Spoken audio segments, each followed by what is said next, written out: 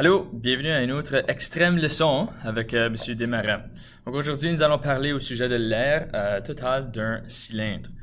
Là, juste pour vous donner peut-être un peu un petit visuel, j'ai ici un cylindre. Alors à 3 dimensions, c'est justement ça. Et les composantes d'un cylindre sont exactement comme vous avez sur votre livret.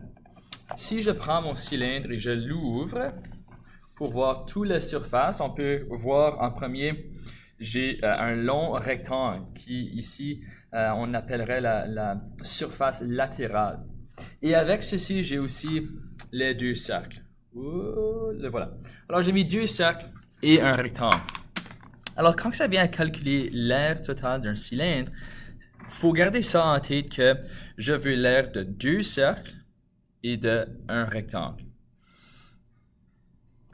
Commençons avec notre dessin ici. Donc, en voyant ma première étape, j'ai justement la composante de l'aire latérale et j'ai la composante des deux cercles. Alors, en l'ouvrant, en dessinant le développement, je vois ici deux cercles et un rectangle. Maintenant, pour calculer l'aire de deux cercles, nous connaissons déjà ces formules. Donc, l'aire d'un cercle, c'est pi fois le rayon au carré. Et l'aire de ce cercle est pi fois le rayon au carré. Et on remarque qu'ils ont la même formule et ils ont aussi la même dimension. Le rayon est exactement pareil pour les deux. Le rectangle est un peu plus, disons, complexe, mais c'est différent. L'aire de rectangle, comme nous le savons déjà, base fois la hauteur. Maintenant, le problème avec le rectangle de notre cylindre est que nous ne connaissons pas la base.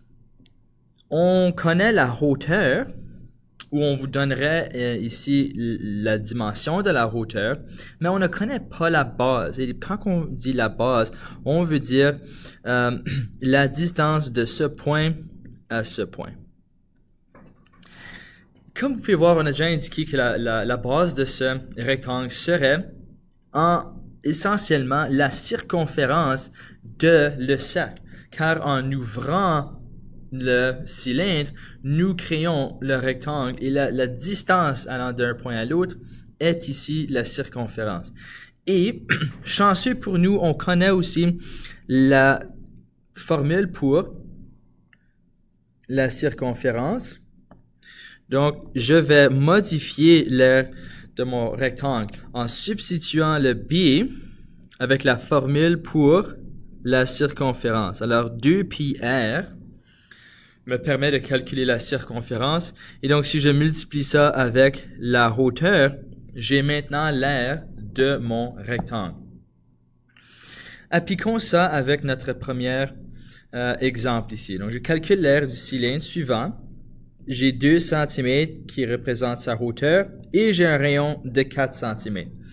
Commençons avec les deux cercles.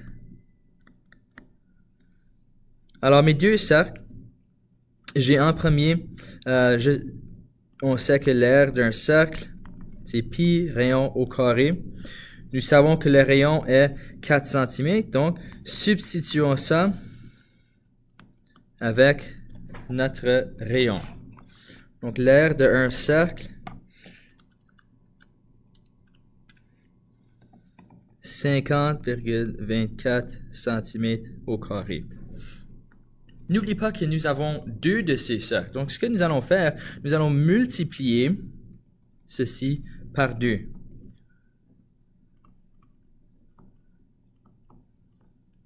Alors, voilà la première composante de notre formule. Prochainement, nous allons calculer l'aire du rectangle. Et pour calculer l'aire du rectangle, nous allons utiliser la formule que nous venons juste de découvrir, 2 fois 3,14 fois le rayon fois la hauteur.